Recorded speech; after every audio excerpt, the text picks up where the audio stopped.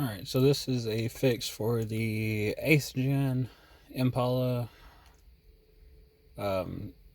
Mainly the amp wiring. When you put in a aftermarket kit, even if you use this, it still doesn't have no sound.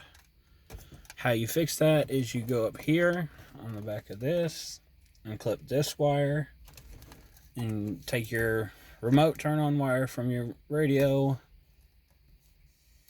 and you should have sound.